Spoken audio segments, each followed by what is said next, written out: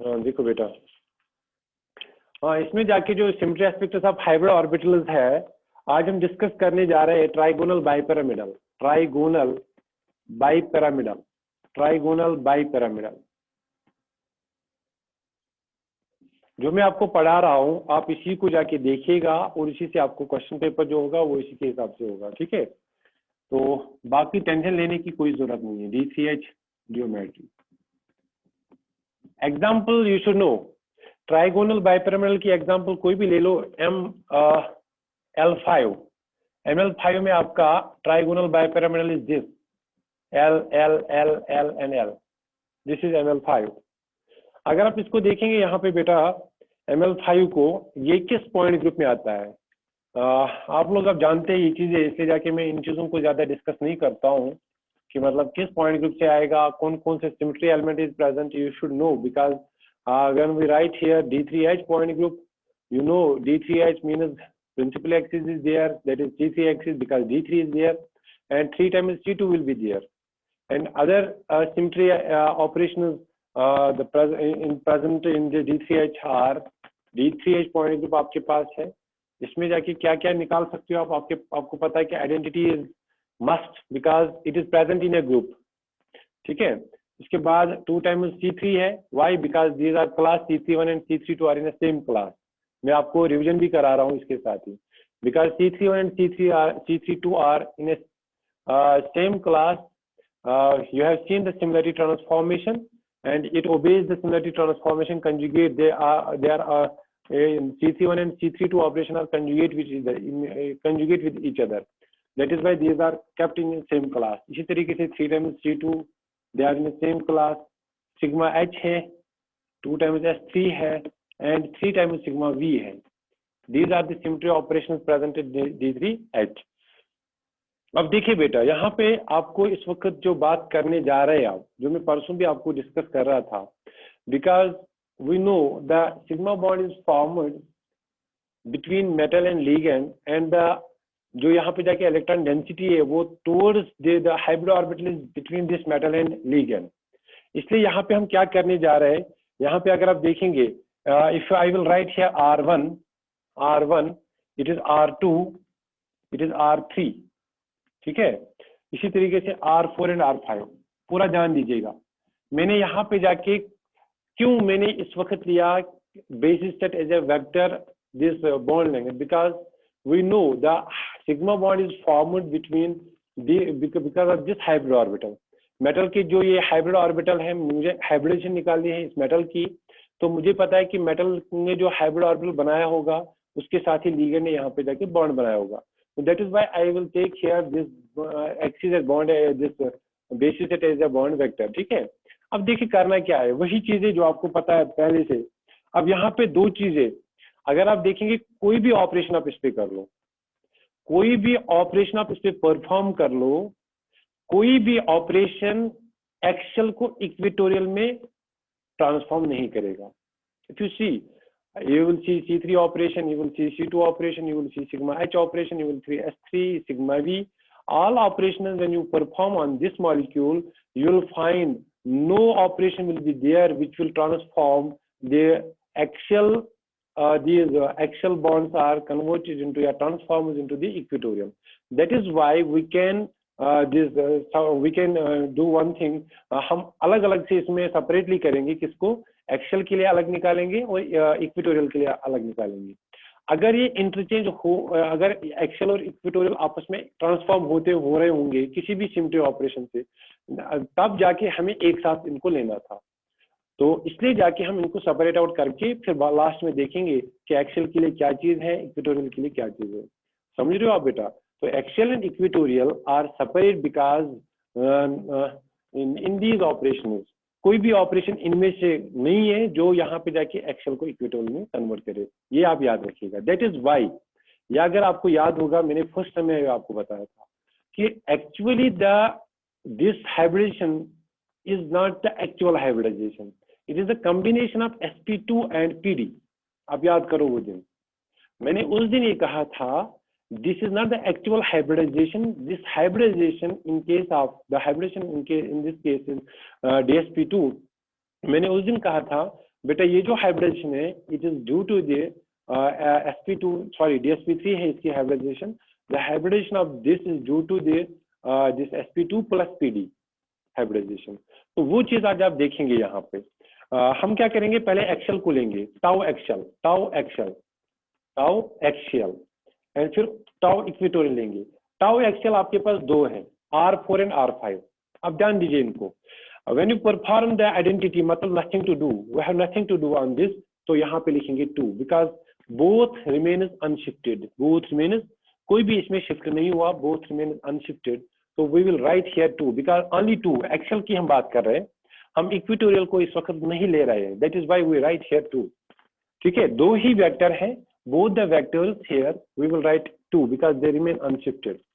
तो जब C3 करेंगे, अब देखिए आप जब C3 कर रहे हैं आप, C3 कहाँ से आ रहा है? If it is a triangle, if this is a triangle, अगर मेरा ये मोबाइल जो है if it is a triangle, इसको आप इमेजिन करिए ये ट्राइंगल है, यहाँ पे एक कॉर्नर है, यहाँ पे दो कॉर्नर, ऊपर एक यहाँ पे L है, नीचे एक L है, तो ये यहाँ से C3 आ रहा है. तो इसका मतलब ये जो C3 जब आप इसको परफॉर्म कर रहे हो, एक्सेल में R4 and R5 remain is unshifted when you perform the C3 axis. तो 2 remain is unshifted. Both the axial vectors remain unshifted. But when you perform the C2 axis, अब देखिए C2 कहाँ से है? C2 यहाँ से है. आपको इसको पूरा ये करना पड़ेगा, आपको इसकी जो भी इसकी सिमेट्री ऑपरेशन उनको आपको पूरा करना पड़ेगा. तो सिमेट्री ऑपरेशन जब आप यहाँ पे करेंगे, जो R1 एंड M के बीच में होगा, जो R1 एंड M के बीच में जो लाइन होगी, जब आप इसको क्या करेंगे 180 degree rotate, R4 will come R5 and R5 will go R4. हम इस वक्त L को नहीं देख रहे हैं, हम इसको बॉन्ड वेक्टर देख रहे हैं. तो इसी तरीके से जब यहाँ से आप ये C2 एक्सिस डालेंगे तब भी जाके यहाँ पे रोटेशन होगा. तो यहाँ पे both the vectors are shifted, that is why we write here 0. Sigma H के केस में देखो, सिग्मा एच फिर से क्या है?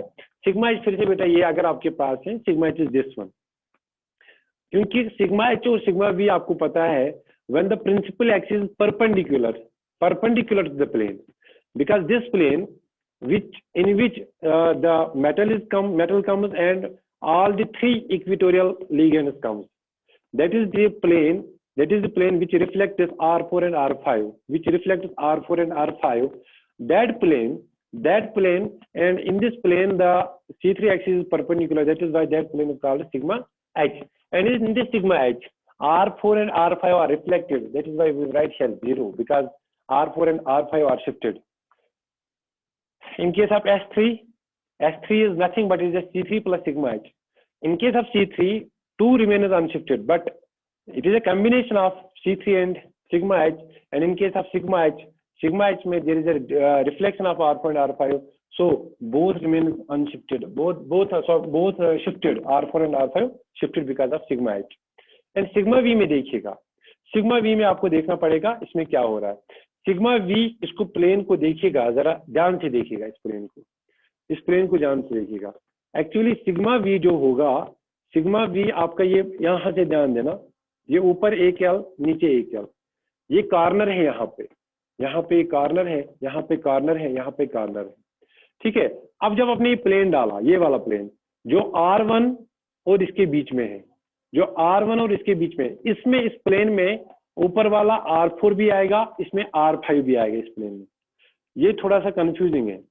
इस प्लेन में जब आप ये वाला प्लेन डाल रहे हो, जो एक कॉर्नर यहाँ पे है R1 का, बोर्ड की तरफ भी ध्यान दो, जो R1 का कॉर्नर है, जब आप इसमें के थ्रू प्लेन डाल रहे हो, प्लेन में R4 and R5 will come also. तो जब R4 and R5 will come, so it will remain unshifted. पहले इनके इश्यूज को देखेंगे. There are certain issues, there are some messages in group. Audio भी नहीं आ रहा है सर, मुझे भी कनेक्ट नहीं हो रहा है, इनको क्या प्रॉब्लम है? शीतल को बोलो फिर से ज्वाइन कर लो एक बार, join. I will send you video letter.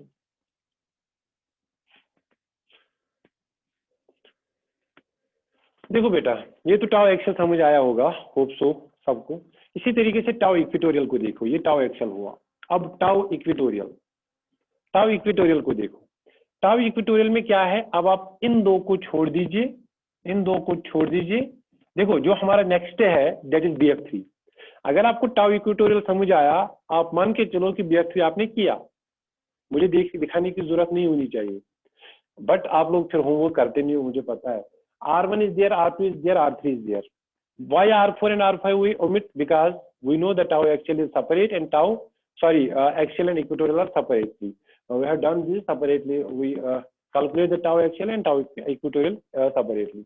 जो tau equatorial होगा वही होगा BF3 के लिए भी सिमिलरली tau equatorial वही होगा, यहाँ से स्टार्ट होगा उसका। अब देखो आइडेंटिटी के लिए कितने R1, R2, R3 रिमेन अनशिफ्टेड।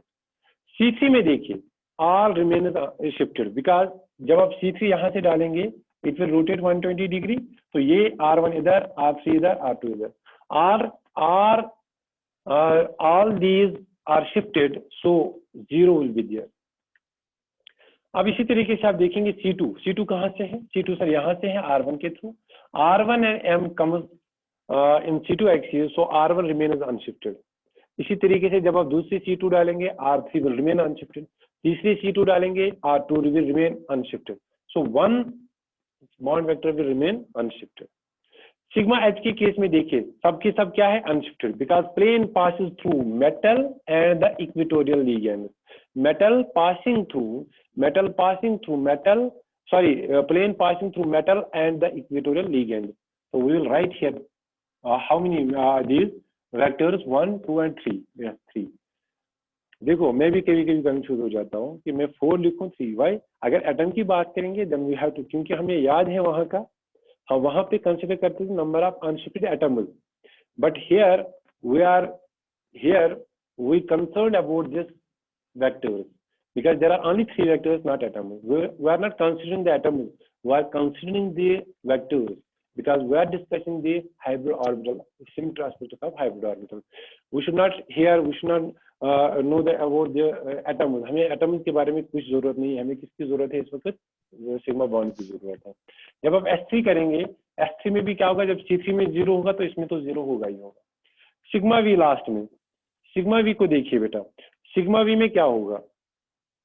जब आप सिग्मा V इसका करेंगे तो सिग्मा V में जब आप एक सिग्मा V कहाँ से डालेंगे? R1 and M के बीच में, यहाँ से सिग्मा V होगा, ये वाला sigma V। This one will be the sigma V and it will reflect R3 and R2 and at that time this R1 remains unshifted, 1 remains unshifted। ठीक है, तो टोटल क्या होगा? टाउ सिग्मा होगा 3 and 2 कितने हो गए? 5। 2 and 0 कितना होगा? 2 प्लस समेशन कर रहा हूँ सिंपली। अब 1 and 0 कितना हो गया? 1। 3 and 0 कितना हो गया? 3। ये 0 ये 3, 2 and 3। हाँ, ये आपके लिए ये हुआ आपको टाउ सिग्मा निकालने के बाद आपका सेकंड जो इसमें इंपॉर्टेंट है that is you have to consider now the D3H character table. I will send you in a group, you will see that and हमें बहुत इजी होगा। उसके बाद मैं आपको बताऊंगा। I will send you in a group, आप देखिए उसको D3H। वैसे आपके पास सिग्मा V और C2 फिर से समझाइए। टाउ एक्सियल का कौन सा? टाउ एक्सियल का C2 और sigma V। Very good, okay I will show you. देखो बेटा, कहाँ हो गया? एक मिनट,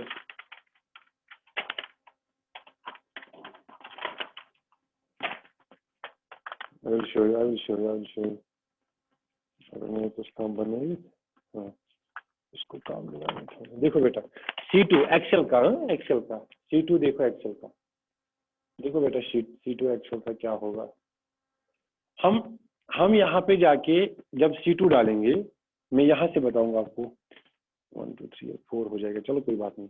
अब इसको कंसिडर कीजिए, आप यहाँ पे जो एंगल है 120 है, अब इसको कंसिडर कीजिए अभी, क्योंकि अदरवाइज टाइम लगेगा। ऊपर से जूम के टाइमिंग फिक्स्ड है। अब देखिए बेटा क्या होगा, C2 कहाँ से है? ये आप सिर्फ एक्सेल को इस वक्त ले रहे हो कंसिडरेशन में, इक्वेटोरियल को आपको कंसिडरेशन में नहीं लेना है। बट ऑपरेशन आप क्या कर रहे हो? Operation will pass through this. देखो एक के बीच में होगा और यहाँ से निकलेगा।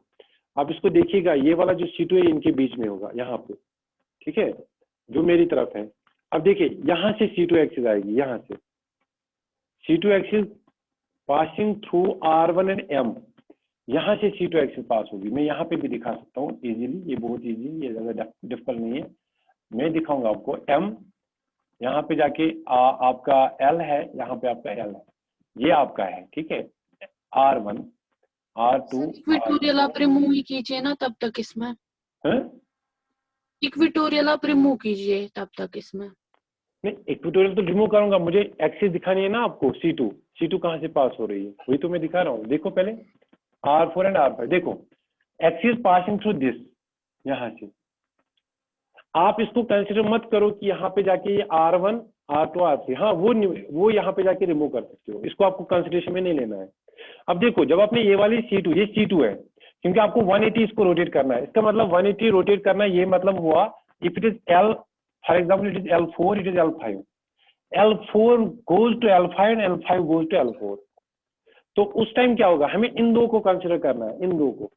तो यहाँ पे क्या हुआ, जब आपने C2 एक्सिस डाली तो एक्सियल पोजीशन वाले को R4 एंड R5 को क्या हुआ, बोथ शिफ्टेड बिकॉज ये जब आप C2 एक्सिस डाल रहे हो, R4 जब पहुंचेगा इधर, ये जाएगा इधर, जब ये शिफ्ट हो गए तो हमने C2 के लिए 0 लिखा।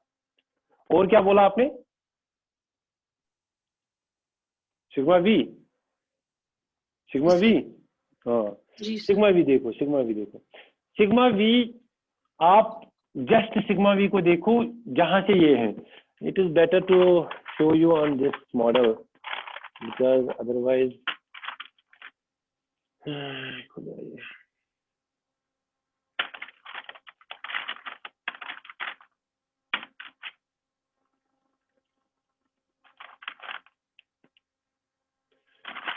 जल्दी मर्जी में जाओ, इसमें पता है।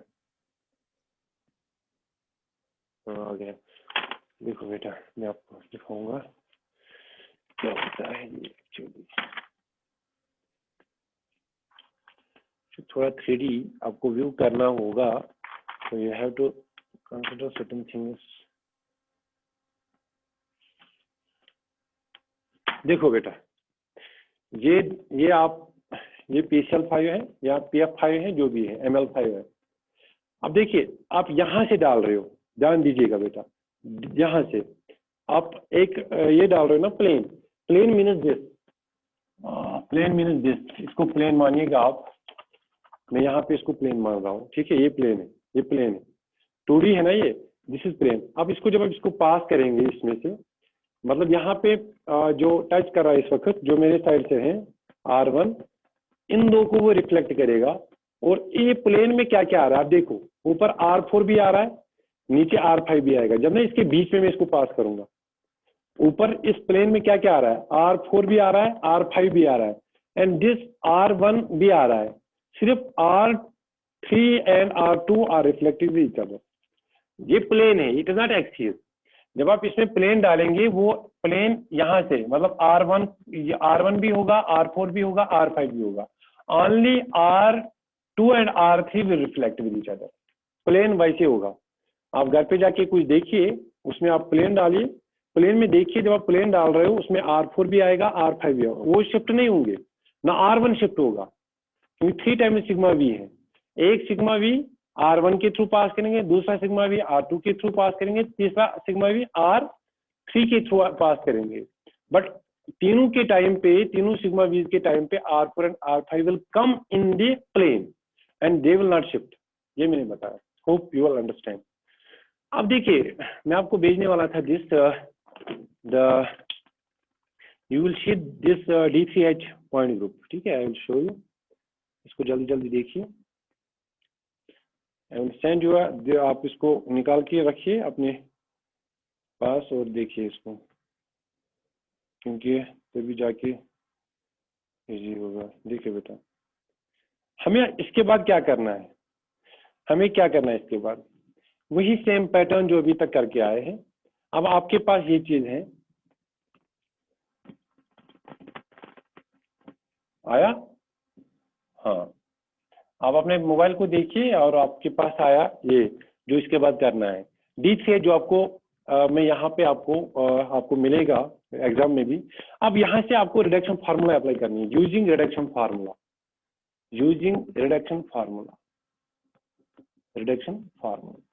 उस रिडक्शन फार्मूला में आपको पहले किसकी जरूरत है, आपको इसमें देखना है कि what is the order of the point group, H किसके बराबर है। एच को मैंने पहले ही बोला, जो कोएफिशिएंट थे इनके आगे उनको काउंट करो, 3 2 हो गए 5 6 7 8 9 10 11 नहीं 3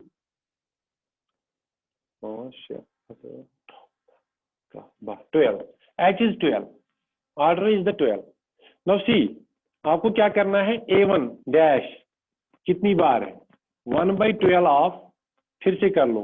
अब इसको भी आपको देखना है, 5 × 1 × 1 हो गया 5 प्लस इसी तरीके से 2 × 1 × 1 2 × 1 × 2 हो गया 4 2 2 4, फिर 1 × 1 × 3 हो गया 1 × 1 × 3 हो गया 3, फिर 3 × 1 × 1 हो गया 3, फिर प्लस 0 हो गया 0 सीधे, प्लस लास्ट में 3 × 3 हो गया 9। अब देखो 1/12 ऑफ 5 4 9 10 11 12 13 14 15 16 17 18 19 20 21 22 23 24, तो यहाँ पे आएगा 24 24 12 2 जार, तो 2 टाइम्स A1 डैश है। इसी तरीके से सिमिलर पैटर्न पे आप करेंगे किसके लिए, आप हर एक के लिए करेंगे। अब मैं क्या कर सकता हूँ, ये मुझे भेज रहे हैं बीबी, सब कनेक्ट नहीं हो रहा है, अब मैं कुछ नहीं कर सकता हूँ। देखो बेटा, सिमिलरली आप A2 डैश के लिए भी कर सकते हो, A2 डैश के लिए भी ऐसे ही करेंगे, फिर E डैश के लिए भी करेंगे। जब आप पूरा वो रिडक्शन फार्मूला इस पे अप्लाई करेंगे, मैंने एक के लिए दिखा दिया, तो आपको क्या आएगा, आप अलग अलग भी कर सकते हो, आप एक साथ भी कर सकते हो, आपकी मर्जी है, आपको सेम आएगा, पैटर्न सेम आएगा, आपको कोई दिक्कत नहीं है। आप अलग अलग टू एक्सेल के लिए अलग, इक्वेटोरियल के लिए अलग कर सकते हो, वो भी अच्छा रहेगा। If you can put axial and equatorial separately and then add up, simply add up. जैसे मैंने यहाँ पे आपके स्क्रीन पे है, मैंने पहले टाउ एक्सेल टाउ सिग्मा किसके बराबर किया, tau axial plus tau equatorial, फिर मैंने क्या किया टाउ इक्वेटोरियल, फिर मैंने यहाँ पे लिखा आपको कि टाउ सिग्मा जो बराबर आया, अगर नहीं करना आएगा तो प्लीज टेल मी, इसका आया A1 डैश और प्लस A2 डबल डैश, और इसका टाउ सिग्मा आया एक्सेल, ये था एक्सेल के लिए, ये इक्वेटोरियल के लिए, इक्वेटोरियल के लिए आया A1 dash plus E dash. Both जब आप इनको दोनों को एडअप करेंगे तो ये आएगा 2 टाइम्स A1 डैश, जो मुझे भी आया मैंने कंबाइन करके किया था, तो मुझे ये आया plus A2 dash plus E dash. अब देखिए बेटा, आपको number of orbitals, hybrid orbitals 5 आनी चाहिए, तभी आपने करेक्ट किया। आप यहाँ पे चेक कर सकते हो एक बार, जो टाउ सिग्मा आपको आया, टाउ सिग्मा देखिए, टाउ सिग्मा टोटल ये 2 ऑर्बिटल्स हैं, क्योंकि 1 is A and B are for 1 dimensional and E for 2 dimensional. A कितने टाइम्स, 2 टाइम्स, इसका मतलब ये हो गए 2 hybrid orbitals for 2 hybrid orbitals, and A2 for 1 hybrid orbital and E for 2 hybrid orbital, because E is the degenerate and it is the 2 dimensional. ठीक है, तो इसलिए जाके ये 2 डायमेंशनल है। तो टोटल कितना आएगा 5, total is 5 hybrid orbital. We know in case of ML5 there are 5 hybrid orbital. Now यहां तक आपका एक क्वेश्चन है, आपके सिलेबस का एक क्वेश्चन यहां तक है। जो नेक्स्ट क्वेश्चन है दैट इज आपको नेक्स्ट क्या करना है, नेक्स्ट क्या करना है आपको, अब आपको देखना है कि with respect to A1 dash कौन कौन सा ये है। अब देखिए बेटा, इसको आप ये करने के बाद आप यहाँ पे देखिए, आपके पास जो ये है मैंने जो भेजा आपको, इसमें देखिएगा कि A के रेस्पेक्ट में, A1 के रेस्पेक्ट में क्या क्या है, इरेड्यूसिव रिप्रेजेंटेशन एंड एटॉमिक ऑर्बिटल्स। कैसे देखते हैं हम, A1 डैश के रेस्पेक्ट में क्या है, जरा देखिए। A1 डैश के respect x square plus Y square plus z square, इसका मतलब हुआ, देखो मैंने आपको परसों भी कहा, x square Y square and z square, ये 2 ऑर्बिटल्स के लिए हम लेते हैं, S के लिए भी और D स्क्वायर के लिए भी, बट हमें इस वक्त है 2 टाइम्स A1 डैश, इसलिए हमें इस वक्त दोनों को लेना पड़ेगा। समझिएगा बात, समझिएगा, because we have to take both of these orbitals. Why, because in this tau sigma, हमारा जो टाउ सिग्मा आया टोटल इसके लिए ट्राइगोनल बाइपिरामिडल से, वो है 2 A1 dash plus A2 double dash and E dash, ये हमें आया। जो ये हमारे पास ये चीज आया, तो इसके रेस्पेक्ट में अगर आप देखेंगे हमें 2 टाइम्स A1 डैश, इसका मतलब हमें ये 2 ऑर्बिटल्स को लेना पड़ेगा। इसके रेस्पेक्ट में अगर आप देखेंगे, जो आपके पास मैंने भेजा अभी this character table, x square Y square z square, S भी आएगा और z भी आएगा dz स्क्वायर भी इसके रेस्पेक्ट में ऑर्बिटल। फिर क्या है a2 डैश के रेस्पेक्ट में, देखो क्या है a2 डैश के रेस्पेक्ट में z only there is a z and that is pz। फिर e डैश के रेस्पेक्ट में क्या है, e डैश के रेस्पेक्ट में आपको है e डैश, दो चीजें हैं ध्यान दीजिए, एक है px py डिजेनरेट है ना, ये दो डिजेनरेट है, एंड कौन कौन सा है dx square y square and dz square, sorry dz square not, that is dxy। अब देखिए अगर किसी को इसमें कंफ्यूजन तो बताइए, ये दूसरा पार्ट है इस क्वेश्चन का, तो इसके साथ ही आपका सिलेबस कंप्लीट हो रहा है, सिर्फ पाई बाइंडिंग रहती है। देखो बेटा a1 डैश के रेस्पेक्ट में s एंड dz स्क्वायर हमें इसके हिसाब से लेना है, 2 टाइम्स हमें a1 डैश लेना है, मतलब a1 डैश के 2 एटॉमिक ऑर्बिटल्स हमें लेने होंगे। हमें यहाँ पे मजबूरी है, हमें s भी लेना पड़ेगा प्लस dz स्क्वायर भी लेना पड़ेगा। हम दोनों को ले क्यों रहे, because in our formula, mathematical equivalent जो फार्मूला हमारे पास है दैट इज 2a1 डैश, तो हमने ये भी लिया, फिर a2 डैश हमें लेना है एक, वो एक ही है, इसका हमें कोई सब्स्टिट्यूट है नहीं, दैट इज प्लस pz। अब e डैश के लिए हमारे पास दो ऑप्शन हैं, आइदर दिस और दिस। अब यहां से आपको बनते हैं दो पॉसिबिलिटीज, या तो आप इसके साथ लेंगे px एंड py, या आप लेंगे s plus dz square plus pz plus dx square y square and dxy। तो इसमें बनेगी hybridisation will be here sdp3, मतलब इसको बोलते हैं आप dsp3, इसको बोलते हैं dsp3, and here it comes 1d 2d 3d, तो sp d3। according to symmetry both the hybridizations are possible, dsp3 is possible, sp d3 is also possible, दोनों हाइब्रिडेशन यहाँ पे पॉसिबल है। sp3 में कौन कौन सा ऑर्बिटल समझ आया, एंड sp d3 में कौन सा ऑर्बिटल वो भी समझ आया। तो ये दो तो हमें लेने होंगे अकॉर्डिंग टू दिस फार्मूला। तो बस यहाँ पे जाके दो पॉसिबिलिटीज हैं, अब आपको देखना होगा एनर्जी कंसिडरेशन के हिसाब से, why we take the p3 dsp3, why not sp-d3, because of energy in case of dsp3 is lower than that of sp-d3, because d3 these orbitals, the dx square y square and dxy, the energy of these orbitals is higher than that of px and py, that is why we take the hybridization of dsp3। ये आप इसमें add up कर सकते हो, that overlapping will be possible because of energy, ये last point आप add कर सकते हो। dsp3 is the relativistic hybridization possible in the geometry of this ML5 because trigonal bipyramidal, because the energy is lower as compared to this, otherwise as per symmetry both the hybridizations are possible। Similarly TBP आप ऐसे करेंगे, ठीक है, trigonal bipyramidal आप ऐसे करेंगे। मैं कुछ नहीं कहूंगा, मैं सिर्फ आपको ये कहूंगा जो हमने एक्सियल के लिए, सॉरी इक्वेटोरियल के लिए किया वो कीजिएगा।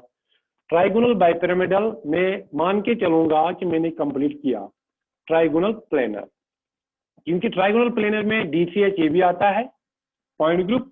सिर्फ मसला ये है कि D3H एक्सियल यहाँ पे नहीं होगा, बाकी सब चीजें E 2 times C3 3 times C2 sigma H 2 times S3 3 times sigma V, only the difference is this tau sigma only because DF3 is this molecule। यहाँ कोई भी ML3, तो यहाँ पे क्या क्या आएगा 3 जो हमने भी किया 0 1 3 0 1, बात खत्म। तो यहाँ पे जाके बेटा आप फिर से with respect to D3H character table you will reduce with the help of reduction formula, apply the reduction formula and you will get this tau sigma आपको बराबर आएगा A1 dash plus E dash. अब इसके respect में कौन कौन सा orbital है S एंड dz स्क्वायर। अब देखिए अब मसला है, अब ध्यान दीजिए, अब इंपॉर्टेंट मसला है यहाँ पे, इसके रेस्पेक्ट में क्या क्या था px py and dx square y square and dxy। अब देखो बेटा इस वक्त हमें A1 लेना है एक ही, क्योंकि total hybrid orbitals we need only 3, 1 A1 and E तो हमें पता है कि डिजेनरेट है, इसमें 2 ऑर्बिटल्स हैं, इसलिए E एक जरूरी लेना है और एक ही A1 लेना है। तो either we will take S, either we will take dz square. तो जब हम एस लेंगे, इसका एस, इसके 2 p2 हो गया sp2, एक पॉसिबिलिटी दिस। सेकंड पॉसिबिलिटी, इसका एस, इसके 2 d2, तो sd2 इज आल्सो पॉसिबल। और अब इसका d, इसका p, dp2 is also possible. अब इसका d, इसका d, d3 is also possible. These 4 hybridization is possible in case of trigonal planar geometry. Remember this. sp2 is possible, sd3 is, sd2 possible, dp2 possible, dc3 possible. कौन कौन सा orbital है इनमें, ये आप खुद देखिएगा। you have to see this. आपको खुद देखना है कि कौन कौन सा ऑर्बिटल अवेलेबल है। s और ये, s और ये हो गया एक कॉम्बिनेशन। दूसरी कॉम्बिनेशन d और ये, तो टोटल आपको 4 कॉम्बिनेशन बनेंगे। Out of 4 only 1 is valid because of energy. Energy concentration के हिसाब से you have take the sp2 hybridisation, not sd2, not dp2, not dc। But अगर क्वेश्चन आया on the base of symmetry के हिसाब से, how many possibilities are there for this hybridisation, you have to take this as, कितने हैं यहाँ पे, आपको यहाँ पे जाके बेटा याद रखिएगा 4 पॉसिबिलिटीज आर देयर। तो out of 4 only sp2 hybridization is more realistic as per energy and overlapping correlation या consideration। ठीक है, तो इसके साथ ही आपकी सिग्मा बॉन्डिंग कंप्लीट हो चुकी। सिग्मा हाइब्रिड ऑर्बिटल्स मैंने टेट्राहेड्रल के लिए पढ़ाया, मैंने आपको ट्राइगोनल बाइपिरामिडल के लिए पढ़ाया, और मैंने आपको ट्रायंगुलर प्लेनर के लिए पढ़ाया। तो आपके पास एग्जाम्पल्स आएंगे, आपके पास CH4 की एग्जाम्पल आई, और जो भी टेट्राहेड्रल, जितने भी एग्जाम्पल टेट्राहेड्रल में आएंगे, जिनकी ज्योमेट्री टेट्राहेड्रल वो आ गए सब के सब। इसी तरीके से आपका PCl5, PF5 जो भी आएगा ट्राइगोनल बाइपिरामिड इसमें आएगा।